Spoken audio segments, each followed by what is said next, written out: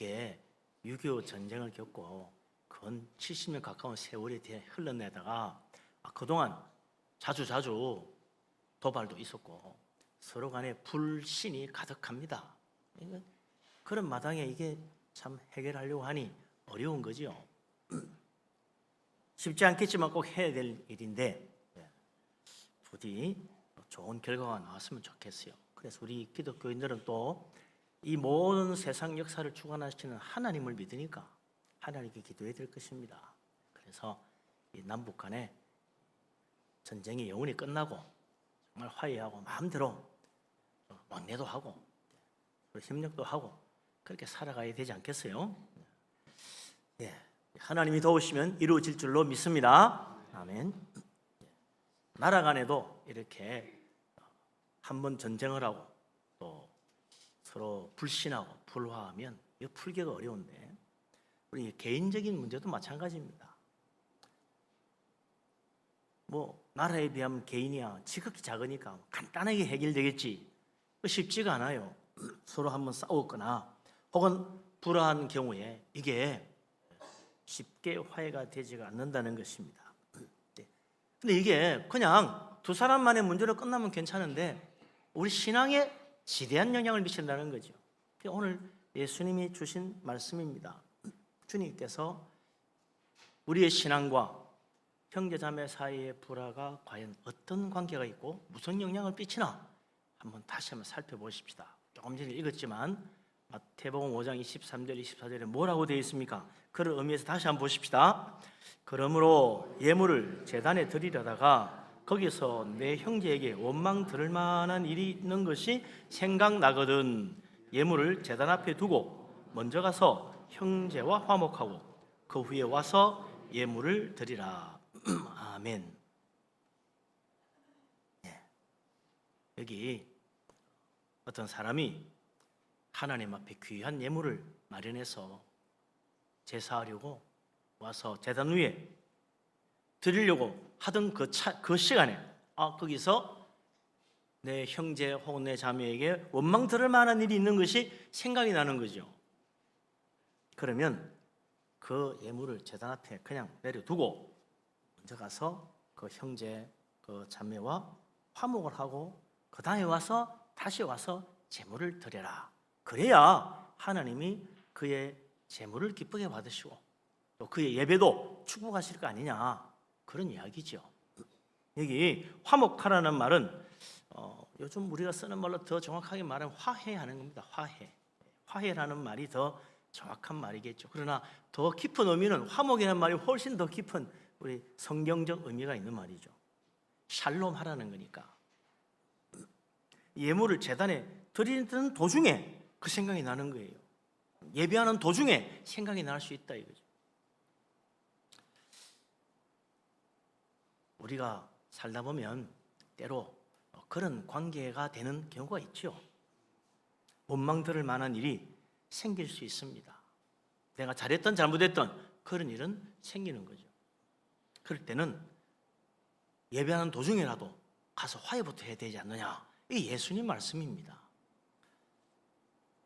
이 구약시대 제사는 오늘 우리의 예배잖아요. 예배가 얼마나 중요합니까? 예배는요, 교회 모든 활동의 중심입니다.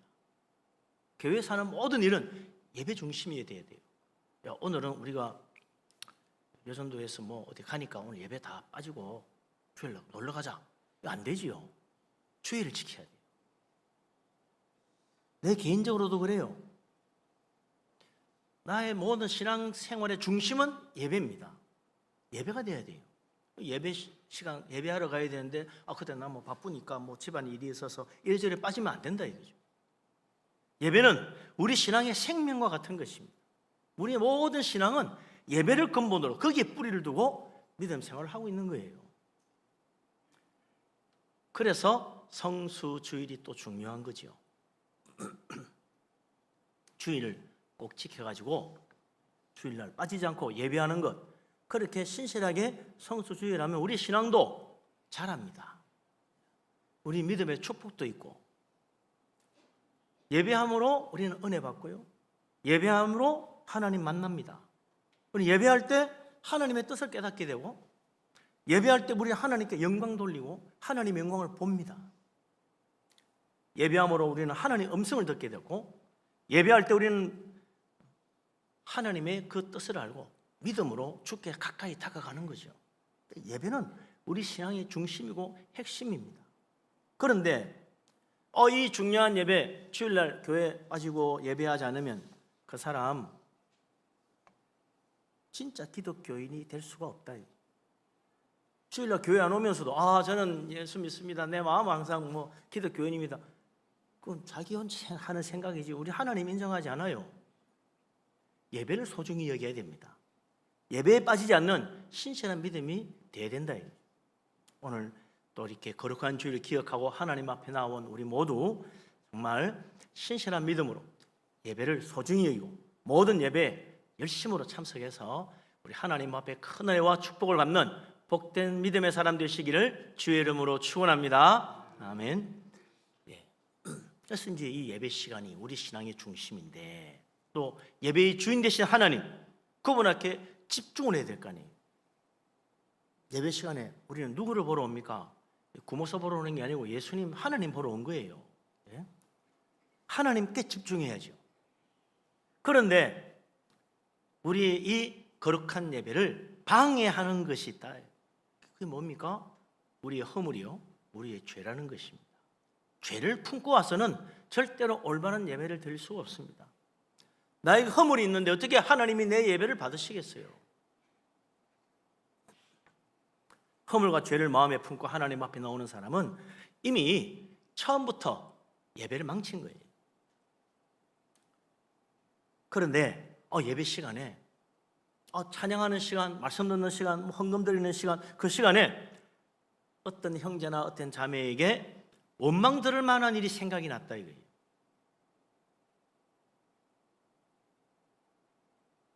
그 사람 말이지, 지금 생각이 또 언뜻 생각이 나네.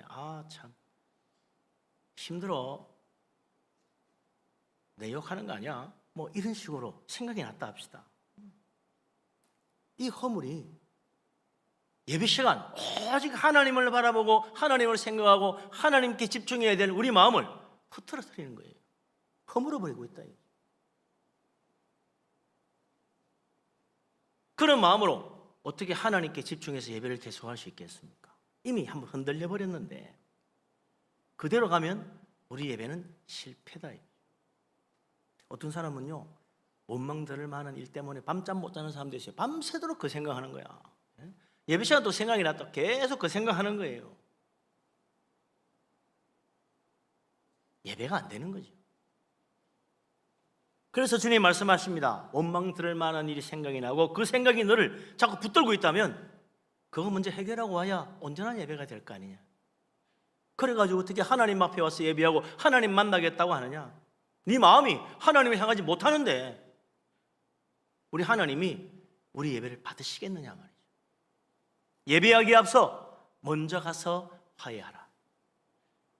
정말 온전한 예배가 되기를 원한다면 원망 들을 만한 일이 있는 그 형제나 자매에게 가서 화해하라는 거예요.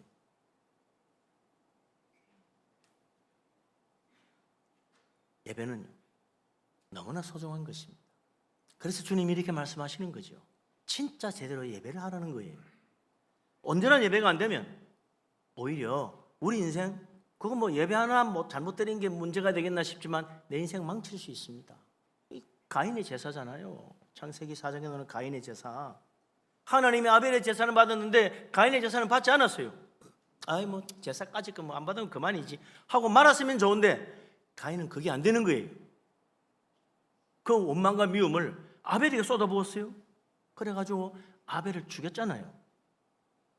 그의 죄로 말미암아 이제 그는 쫓겨나서 정처 없는 인생이 되고 말았습니다.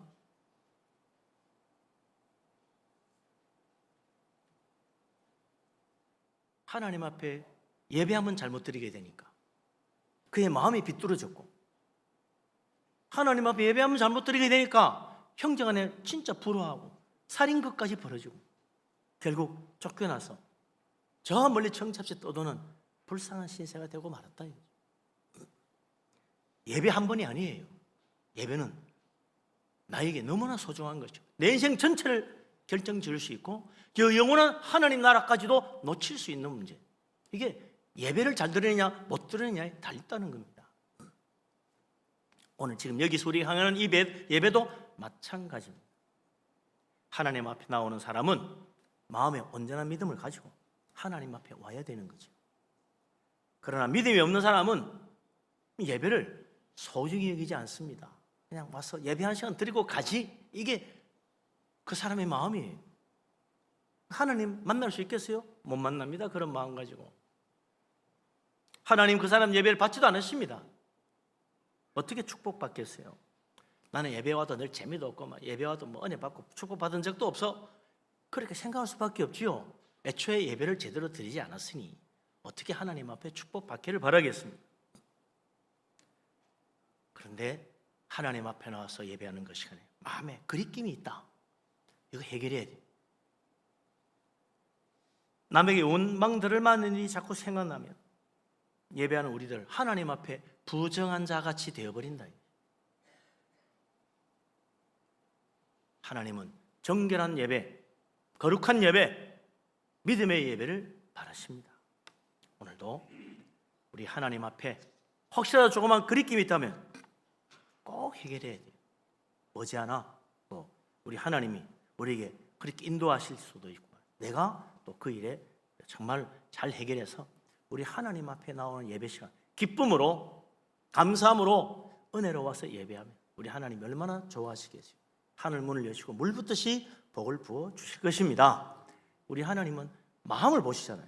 내 마음에 남의 원망들을 생각이 자꾸 차 있다. 우리 하나님 마음을 보시는데 다 아시잖아요. 어떻게 하나님이 우리를 기뻐하시겠습니까? 그래서 이거 해결하고 깨끗한 마음으로 오직 하나님 사모하는 믿음으로 마음을 보시는 하나님 앞에 내 마음을 내어놓아서 하나님이 기뻐하시고 은혜 베풀어 주셔야 되지 않느냐.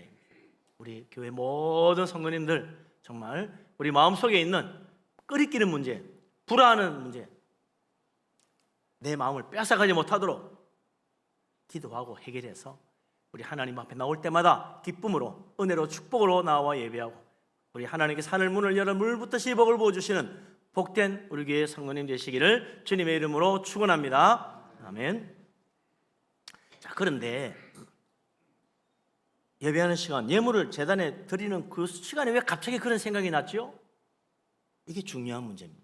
예수님께서 야, 너희들 말이야 집에서 일하다가도 혹시 너희 형제나 자매에게 불안 일이 원망들을 만한 일이 있는 거 생각나거든. 뭐 직장에서도 그렇고 밭에서 일하다가도 그렇다. 그런 일이 생각나면 가서 빨리 하여 가서 일하거라. 이렇게 말하지 않고 주님은 예배를 이야기하신 거예요.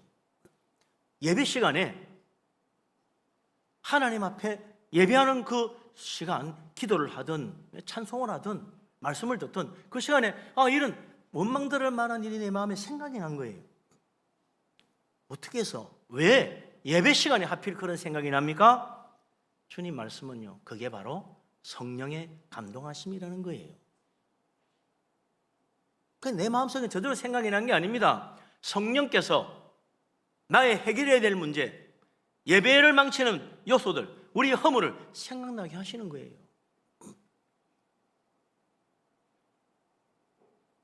오늘도 우리가 예배하는 시간에 우리는 집에서 오늘 교회 가야지라는 마음을 먹고 교회로 향해서 오는 그 시간부터 이미 우리는 성령의 감동하심 받고 예배하러 온 것입니다.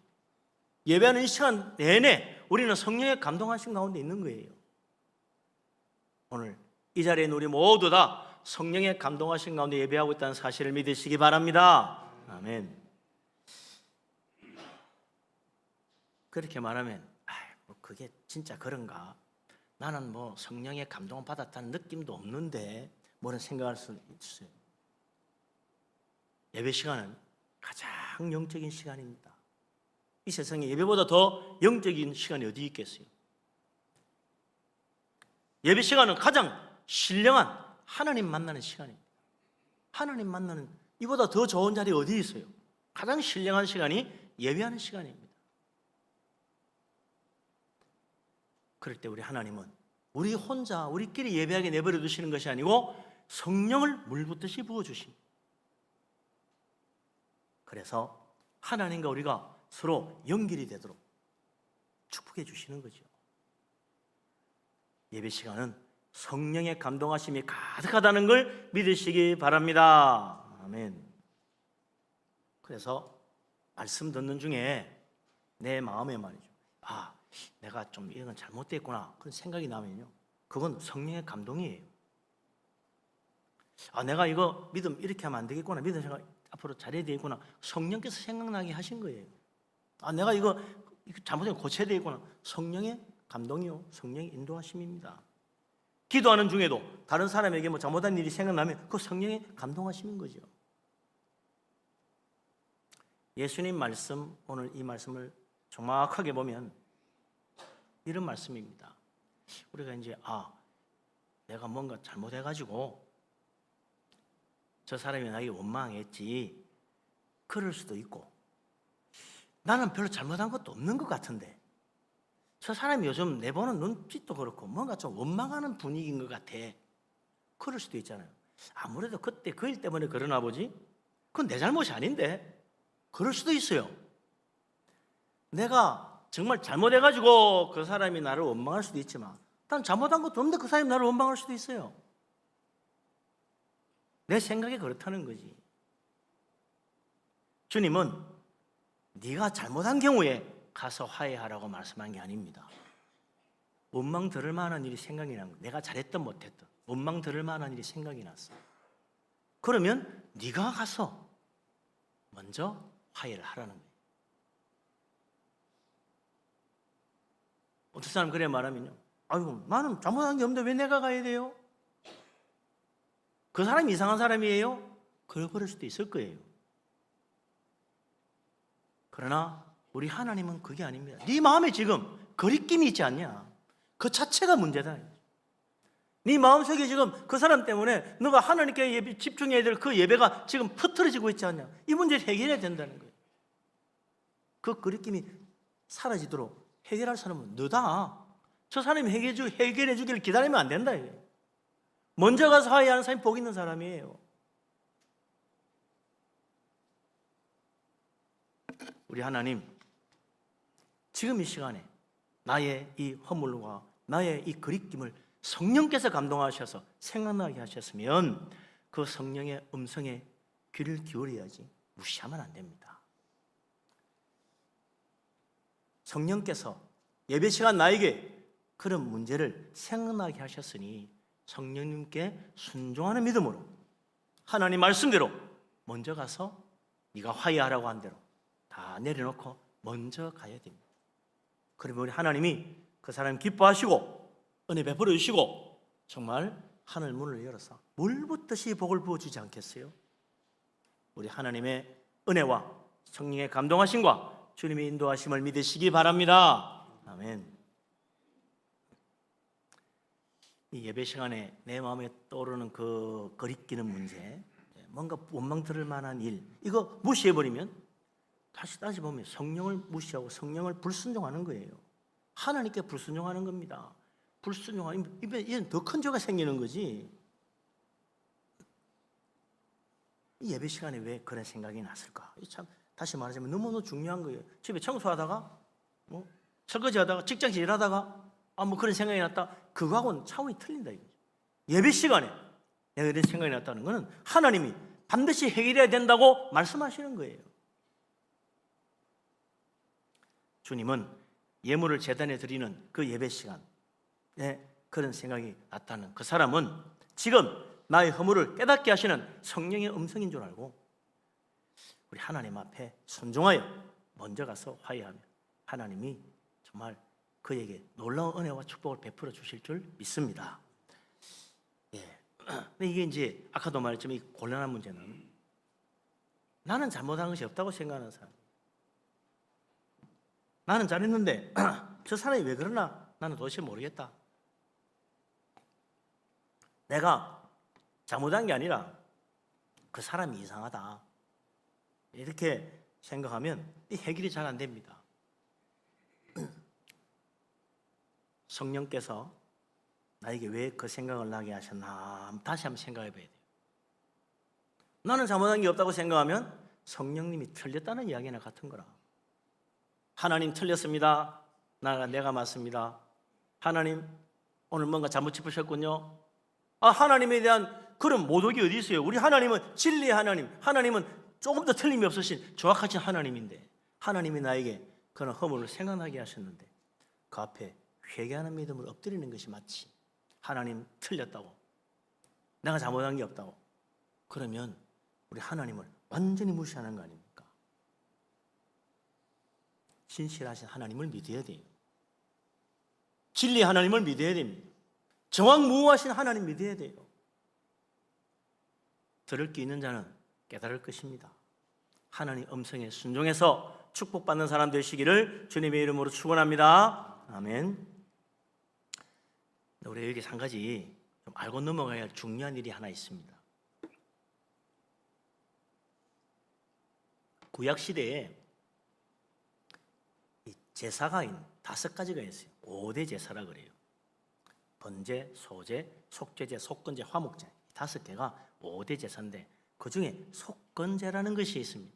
예수님이 하신 오늘 이 말씀의 신학적 바탕은 속건제라는 거예요. 사람들이 속죄제는 쉽게 이해합니다. 속죄제, 죄를 용서받기 위해서 드리는 제물이구나. 속건제 뭐지? 잘 몰라요. 또 속죄제와 속건제의 차이도 잘 몰라. 비슷한 거 아니야? 비슷하지요.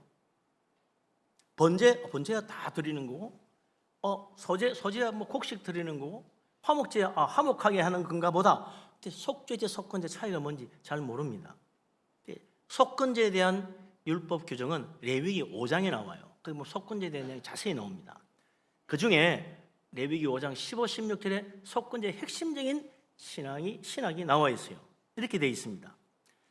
제가 읽어드릴게요. 누구든지 여호와의 성물에 대하여 부지 중에 범죄하였으면 여호와께 속건제를 드리되 내가 지정한 가치를 따라 성소의 세겔로 몇 세겔 은에 상당한 흠없는 수장을 양떼 중에서 끌어다가 속건제로 드려서 성물에 대한 잘못을 보상하되 그것의 5분의 1을 더하여 제사장에게 줄 것이요 제사장은 그 속건제의 수량으로 그를 위하여 속죄한 즉 그가 사함을 받으리라. 아멘. 아멘. 예.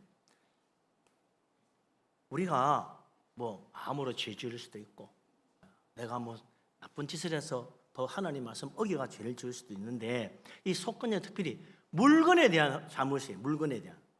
그 물건은 무슨 물건이냐? 성물. 특히 거룩한 성물에 대한 것을 오늘 여기 이야기하고 있습니다. 성물이란 제사에 쓰이는 기구, 제사 드리기 위해서 가져온 제물, 하나님께 이미 바쳐진 제물도 마찬가지입니다. 다 하나님 앞에 거룩한 것이기 때문에 성물이라 그런다. 제물이나 제사용 모든 기구들. 근데 내가 율법을 잘 몰라가지고 혹은 실수해서 거룩한 성물을 뭐 건드려가지고 부정하게 만들었다. 그럼 이 제사 못 쓰는 거예요. 내가 혹시 잘못 실수를 해가지고 하나님께 거룩하게 드린 제물을 잘못 건드려가지고 부정하게 만들어버렸다. 그러면 그 제사 다시 해야 돼요. 다 망친 거예요. 그럴 때 그 내가 잘못한 일에 대한 망쳐버린 기구나 재물을 갚아줘야 된다. 남의 피해 입혔으니까 그럴 거 아니에요. 갚아줘야 돼요. 그 갚아주는 게 속건제입니다. 피해 보상을 하고 와서 속죄해라. 네 잘못을. 그러면 하나님 용서하신다는 거예요. 그러니까 속죄는 가서 보상할 게 없어요.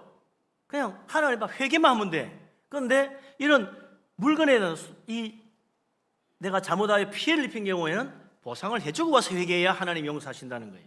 보상을 하지 않고 와서 하나님 나 용서해 주시고 그러면 하나님 용서 안 한다는 이야기 아닙니까? 물건에 대해서 사람에 대해서 잘못한 것도 피해를 입힌 것 이거 보상해야 됩니다. 그런데 이제 5분의 1을 더해서 갚으라 그러는데요. 5분의 1은 왜 더하느냐? 기구를 망쳐가지고 제사에 큰 지장을 주었어. 하나님 앞 제물을 드렸는데 그 망쳐놔서 그 사람 제사 다시 드려야 돼. 그러니까 얼마나 큰 피해입니까? 그래서 5분의 1을 더해가지고 갚아라. 5분의 1을 더해가지고. 이거 중고품이니까 절반만 드릴게요. 그럴 수 없어요. 이거 뭐 10년 썼는데 이걸 뭐 다 봐달라고 그러십니까? 안 돼. 본래 가격에 정가에 5분의 1을 더해가지고 드려야 돼. 피해 보상이니까. 여러분, 우리 일반 사회도 그래요. 차를 몰고 가다가 사고가 탁 났어. 서로 잘잘못을 따져가지고 6대 4입니다. 그럼 그 비율에 따라 보상을 해야지, 상대방에게. 그죠? 보상 안 하면 뭐가 됩니까? 그건 죄가 되지. 근데 내가 막 우겨가지고 어떻게 뒤집어서 내가 분명히 잘못했는데도 잘못 안 한 것처럼 해가지고 그냥 아무것도 내가 보상도 해주고 왔다. 생각해보니까 하나님 은혜 같아. 감사해가지고 하나님께 감사함을 드리면 하나님 그 힘을 받으시겠냐 말이죠. 네가 잘못해가 남에게 피해 입히고 왜 보상도 안 하고 와서 감사하다 하느냐. 하나님 그 사람 예물 안 받으시는 거지. 그게 어떻게 축복의 예물이 되겠어요? 속건제를 몰라서 그런 거지. 교통법규는 내가 어기고 남의 차는 내가 받아놓고 내가 말재주 좋게 어떻게 또 마침 카메라도 없어가지고 안 찍혀서 나는 우겼더니 어떻게 거꾸로 됐다. 우리 하나님 축복이다. 축복이 아닙니다. 그게 마귀의 역사지. 그래서 하나님 앞에 예배를 하더라. 하나님 그 예배도 안 받으실 거라.